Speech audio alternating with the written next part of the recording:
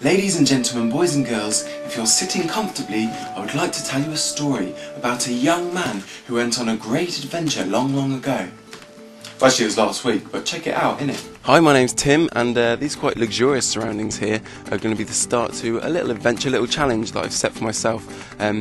I've just been here with some ex-uni friends having a holiday, and they've all gone now, and the last man standing, and that's because I've decided I'm going to hitchhike all the way back home, from here, the Algarve, back to London. But because it was quite an indulgent holiday, I decided to add an extra twist. I'm going to do it without spending any money whatsoever. So that's obviously no money on transport, but no money on food, no money on water, nothing must be spent on anything. So I'm basically going to be going from this to this. So I'm out on the road. I've actually had 3 lifts already. I've just stopped and built myself a sign. There it is. So basically what I'm doing is I'm hitching from Vila Moura in the Algarve in Portugal all the way back to London in England. It's 24 hours solid driving, so it's probably going to take me, I don't know, maybe a week. I actually have no idea, we'll see. I've got a tent, and I did steal a load of food from the fridge in the villa. Big water bottle. Other than that, just hope, I guess.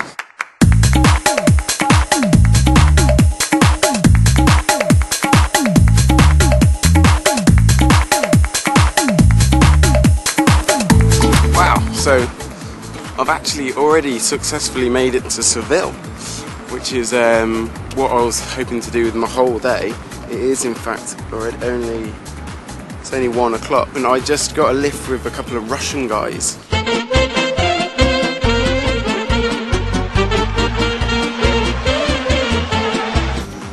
So if you ever find yourself in like getting dropped off in like a major city, the best thing always to do is find yourself the tourist information, and get a map, and then figure out which road is leading out in the direction that you need to go.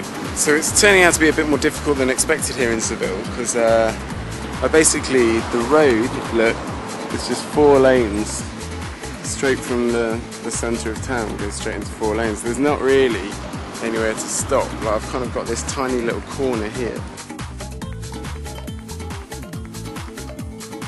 No one was stopping. Like, the only place that I could try and hitch was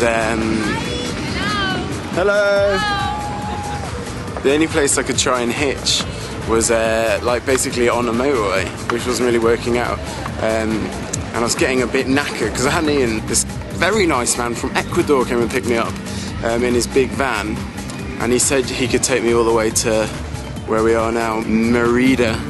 I asked to look at his road map, and it was all ripped up, and I had some sellotape, so I fixed his road map, and so he bought me a coffee, which was nice. There is a fiesta going on in Merida at the moment. I did steal 1 carton of very crap wine from the villa, so I'll probably just drink that tonight at this little fiesta, and carry on tomorrow.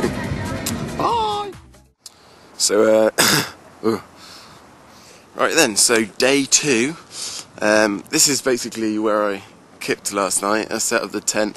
I thought I'd set it up next to one of these trees. Turned out it was the sort of trees that people shat behind, basically. So I only figured that one out in the morning. It's starting to rain slightly, which is quite funny actually. Like that Ecuadorian guy, the last person who gave me a lift, he said, oh, it's going to rain tomorrow.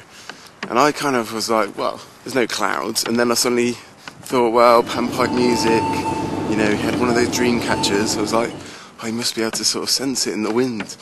And I was just kind of quietly contemplating that.